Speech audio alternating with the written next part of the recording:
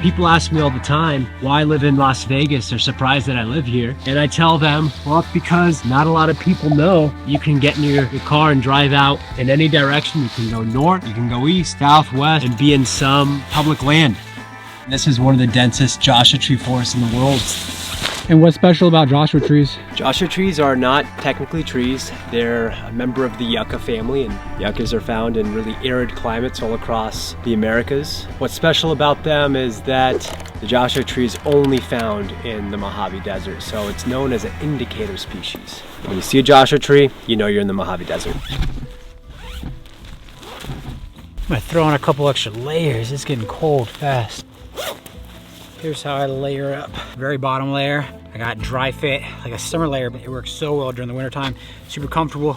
Next, we're gonna throw some merino wool on. This is our third layer. We're gonna wrap this up with a down jacket. And if I need an extra layer, because the desert gets cold. Looking off to the west, you've got a series of different mountain ranges. All of that is habitat for golden eagles. Each one of these mountain ranges would have at least one pair. A couple different companies were scoping it out to see if it was viable to put wind farms up on those peaks because of the amount of energy that could be generated. The problem is this area of the Mojave Desert has a lot of biodiversity, including a lot of golden eagles. And bighorn sheep and desert tortoise, kit fox, badgers. There were environmental impact assessments. They decided that there would be too much loss to biodiversity, and those wind farms can actually kill birds that are moving across the landscape. Birds haven't evolved around big giant fans along their migratory paths, right? A couple years later, this place became a national monument. It's easy to just drive out in the desert and feel like nothing lives out here, nothing can survive. If you don't know any better, it just seems like a barren wasteland.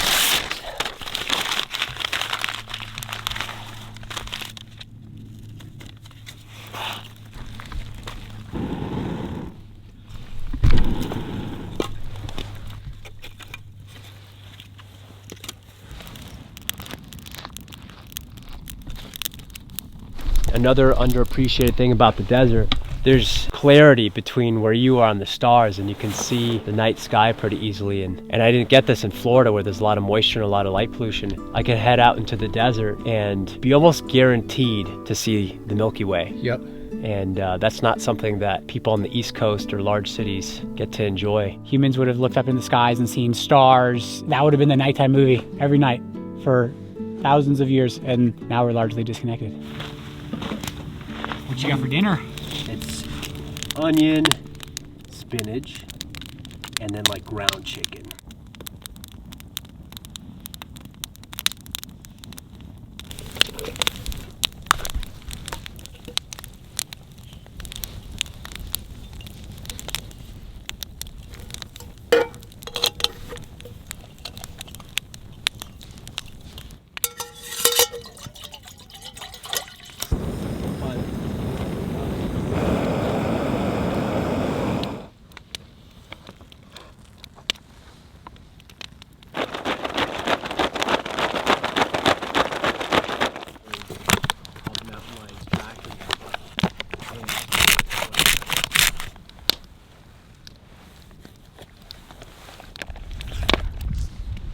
Oh shit.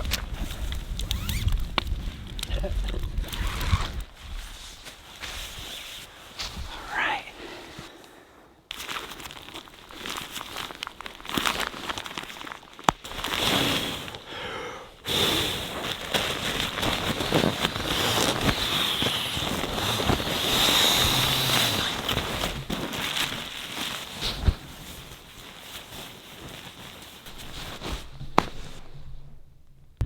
I woke up for sunrise, caught a nice little shot, and then I went back to sleep.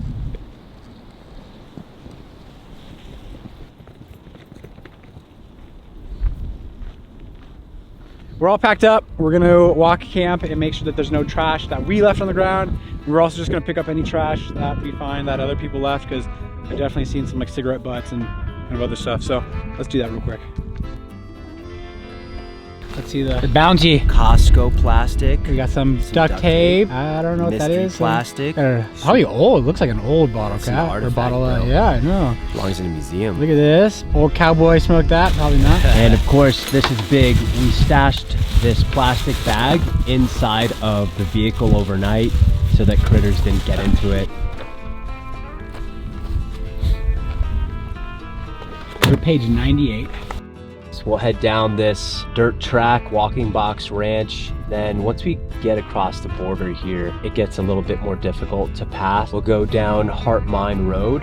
There's some old mining roads back there. We've got shovels just in case we do get stuck. But we won't get stuck. Yeah. Famous last words, but we won't get stuck.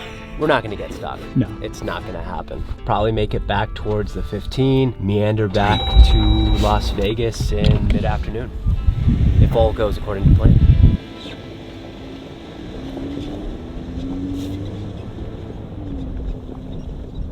One of the really special things about this part of the Mojave is that we're in the southern part of it.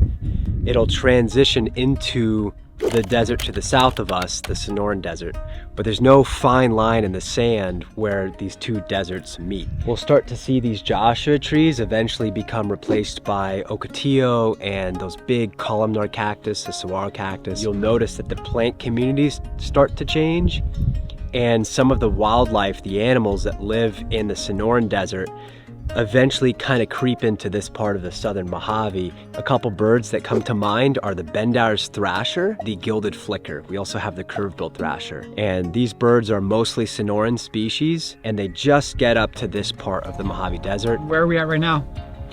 We're at the historic Walking Box Ranch.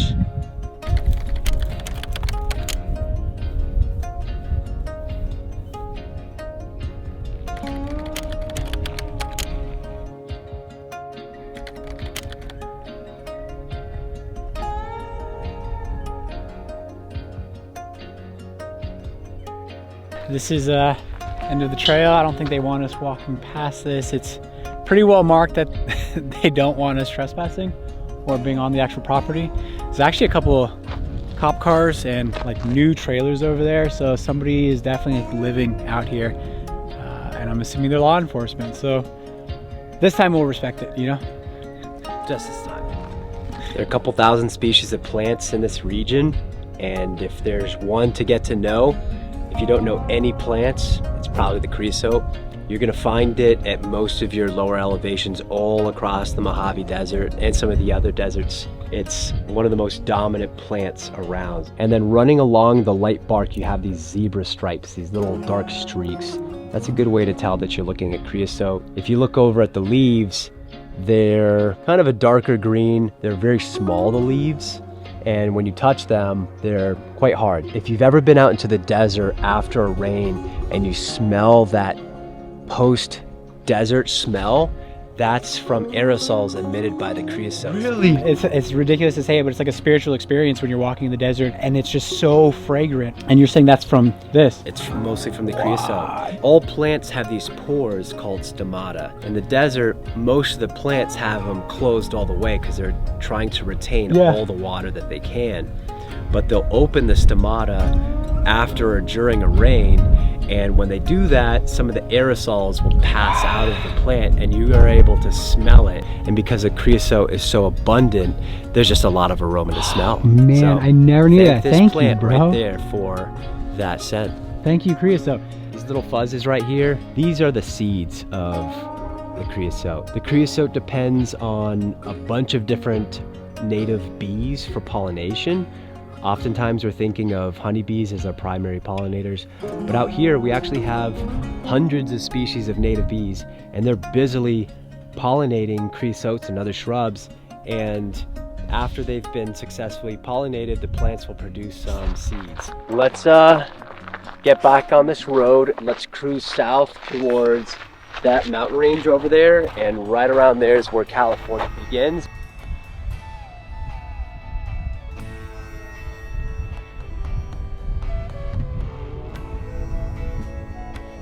What's on our left? What's on our right?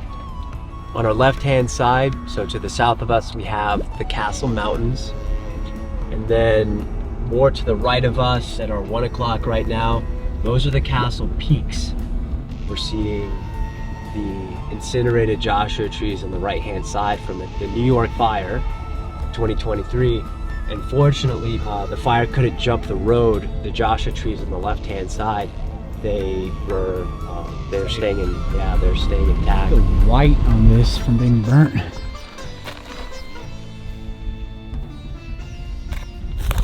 Some places in the region, like in pine forests, these are fire-adapted ecosystems where a Joshua tree woodland is not a fire-adapted community. It's because there's this invasive species of grass now in this ecosystem that is behind the frequency of more and more fires in these Joshua tree forests. They take up a lot of space in between these Joshua trees, and they're more susceptible to fires than native grasses. Once you get a little bit higher up in elevation, where it's a little bit cooler, sometimes more moist, you start to run into black brush. What's important about the black brush is that it's the primary winter food source for the mule deer. So the mule deer are spread out across this landscape. They spend the summers higher up in the mountains browsing on vegetation up there. And when it gets cooler, they'll start to go down those hills and down those mountains and into the valleys and look for black brush. And then when spring comes, they'll go back up into the mountains and then change their diet yet again. Each one of these ranges probably has 1 to 2 mountain lions, and they're following those mule deer as well as bighorn sheep. So cool. And how do we identify black brush? It's a combination of the color of the plant and then the leaf size, the leaf structure. What are these right here? I see like a little seed pod. This would have been from one of the yuccas, a yucca fruit, probably from a Mojave yucca. They're a great source of nutrition as well as water. So you have a couple species of birds and definitely rodents that are going after the abundant yucca fruit that come out earlier in the year.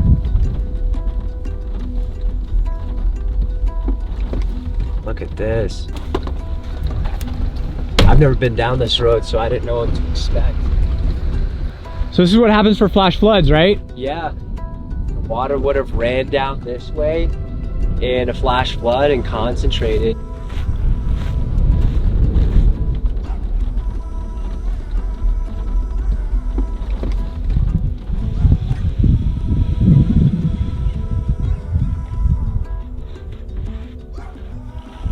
I think this is the right thing for us to do. I'm not convinced that the rock's gonna hold it when it gets windy, but I'd rather put it up versus just walking past it and doing nothing. So, all right, man, let's keep trucking.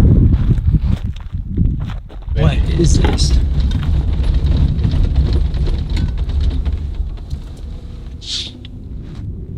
Let's walk down this way towards that car first.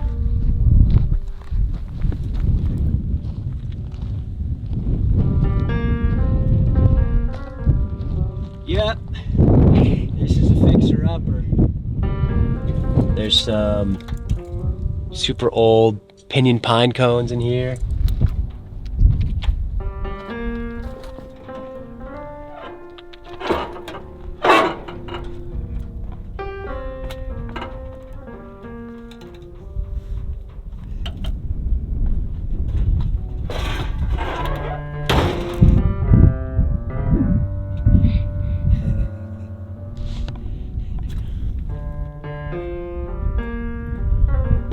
Kept cruising along, and then all of a sudden we see this old homestead.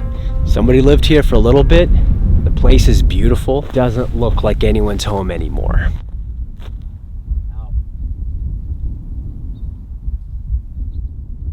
I see these sketchy looking old house and barbed wire. I'm like, I'm definitely staying out of there. And then Alex walks in. Like, all right, I guess I'm walking in with him.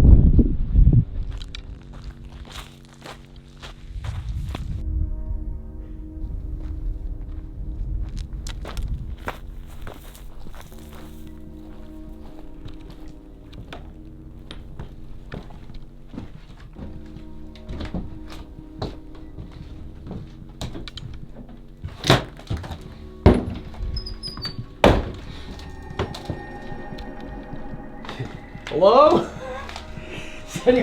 Bro. Are you at home? If they say hello back. Yeah, we're dipping.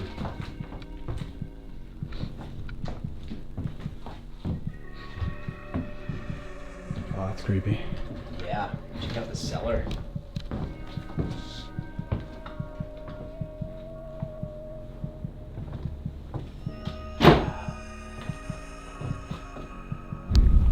I didn't go that deep inside, but it looks pretty cool.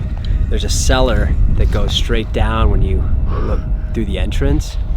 And ordinarily I'd be game for it, but you know, in some of these old buildings in the desert, you get these respiratory viruses that are passed along by rodents. And even though there's some ventilation in the building, I don't mess with that type of stuff. So I poked my head in, took a look around, thought this would be cool to hang out in. But nah, I think I'm just gonna appreciate from the outside. Also, these places 100% are haunted, so I just like checked it out and that was good enough.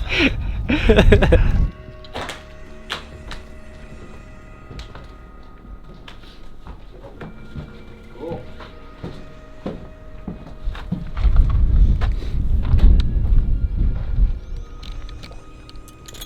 Let's cruise, man. Yeah, cool.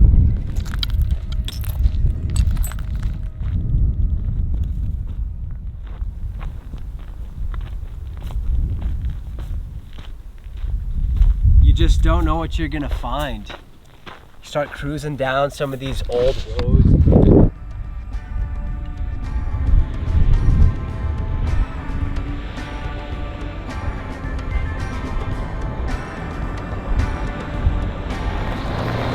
We officially hit pavement. We're about to come up to Ivanpah and take the 15 back to town. That's it. That's it. We're done.